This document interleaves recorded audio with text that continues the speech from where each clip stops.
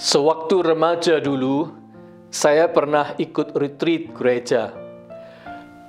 Pembicaranya meminta beberapa anak untuk maju berdiri berjajar untuk menjawab beberapa pertanyaan sederhana darinya.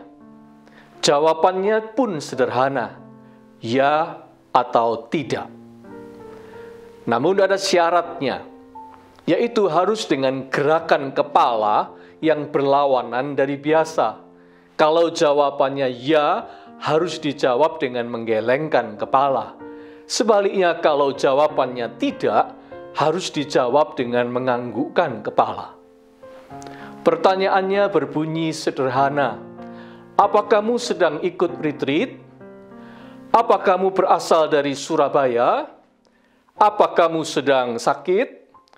Apa kamu berkacamata? Apa kamu sudah punya pacar? Dan seterusnya. Namun, dilontarkan dengan cepat, bergilir satu persatu, dan harus dijawab dengan cepat pula. Bisa Anda bayangkan, banyak peserta yang salah jawab, diiringi gelak tawa kami semua. Ada yang jawabannya benar, gerakan kepalanya salah. Ada yang bingung, jadinya kepalanya miring kiri dan kanan. Suasana pun riuh, penuh canda. Dari permainan kocak ini, kita bisa berkomentar, ternyata mau menjawab ya saja kok sulit ya. Namun, begitulah kenyataan sebenarnya dalam kehidupan ini. Siapa bilang menjawab ya itu perkara gampang? Coba Anda tanyakan pada pasangan yang menikah. Waktu mereka berdiri di altar gereja dan berjanji di hadapan Tuhan, mereka saling memberikan jawaban yes. Yes, I do. Yes, I will. Tetapi kemudian apa konsekuensinya? Oh, konsekuensi dari ya mereka itu adalah perjuangan panjang hari demi hari untuk memelihara ketetapan hati agar yang ya itu tetap ya.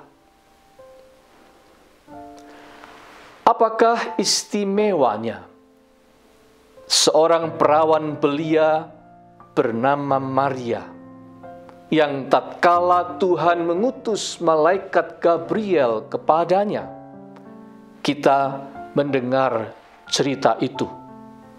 Bagi saya, yang luar biasa dari perawan Maria adalah jawaban yang ia berikan kepada malaikat itu. Sesungguhnya aku ini adalah hamba Tuhan. Jadilah padaku menurut perkataanmu itu.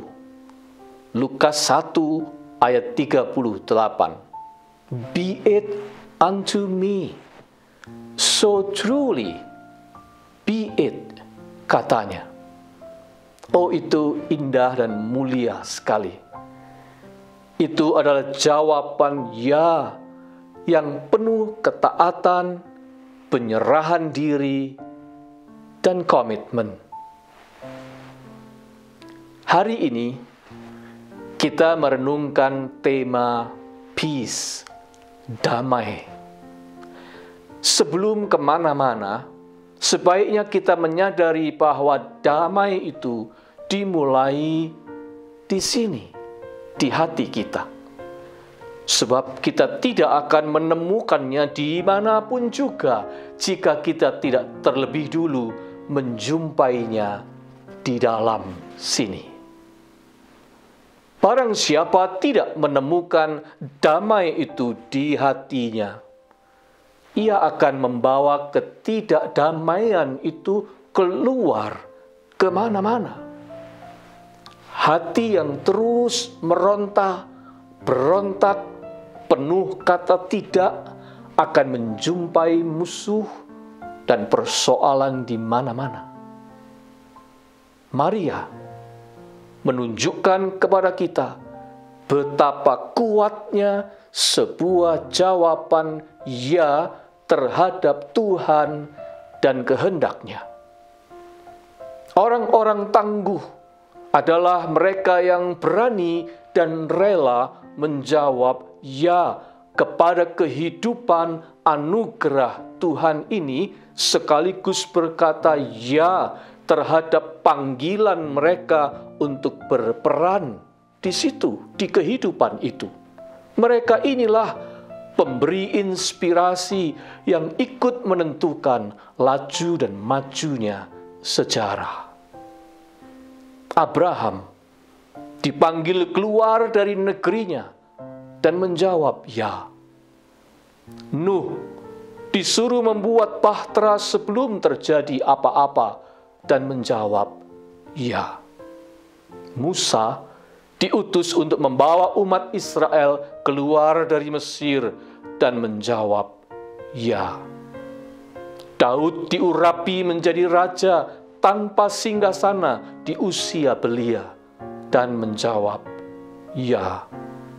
Esther diperlukan untuk menghadap raja meski berisiko nyawa demi membela dan demi keselamatan bangsanya dan menjawab ya.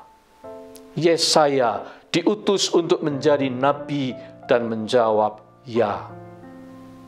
Maria dipakai sebagai ibu yang mengandung bayi juru selamat dan menjawab ya. Agnes Gongsa Boyashu dipanggil melayani orang miskin di India dan menjawab ya. Wanita berperawakan kecil ini menggoreskan warna teduh dalam sejarah kemanusiaan. Dia dikenal sebagai Bunda Teresa. Mereka yang memiliki damai dan mampu menjadi pembawa damai adalah orang-orang yang berdamai dengan Allah terlebih dahulu. Orang-orang yang menjawab ya kepada Tuhan, menjawab ya kepada peran yang diberikan Tuhan untuk ia jalankan, menjawab ya kepada tugas pekerjaan yang dipercayakan kepadanya, menjawab ya kepada ajakan untuk melayani sesuai talenta dan kemampuannya, menjawab ya kepada panggilan untuk mengampuni orang-orang yang bersalah kepadanya.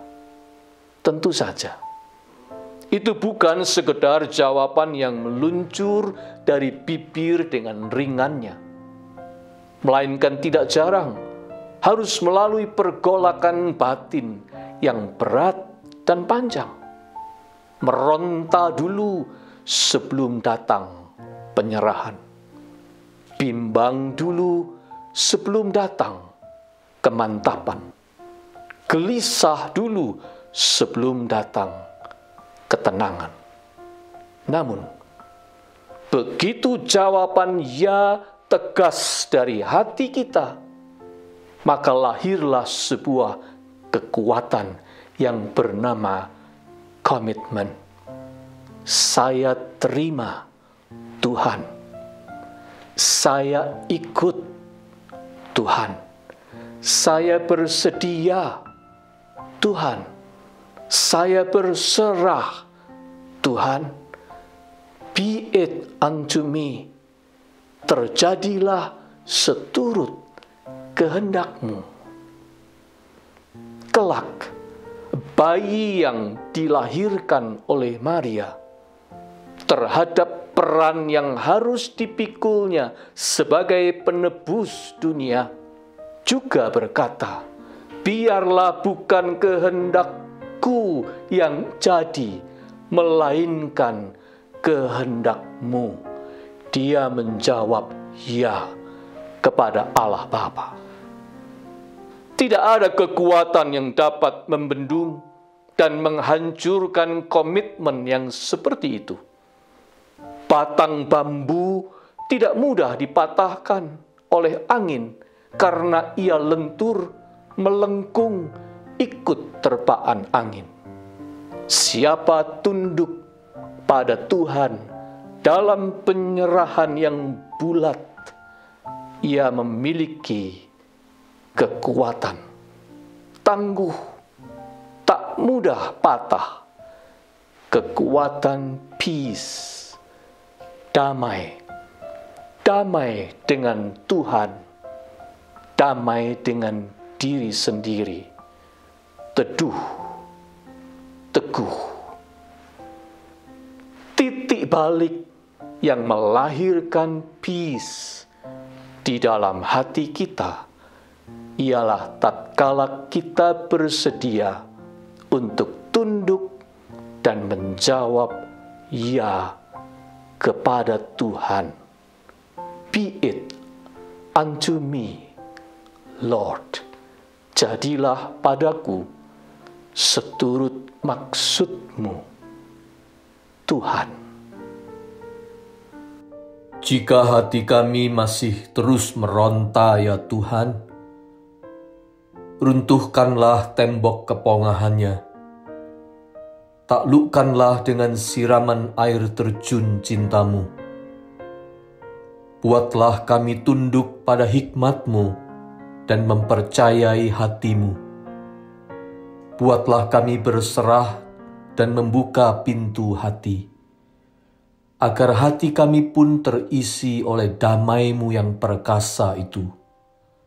Sehingga kemanapun kami pergi, damai itu ada beserta kami.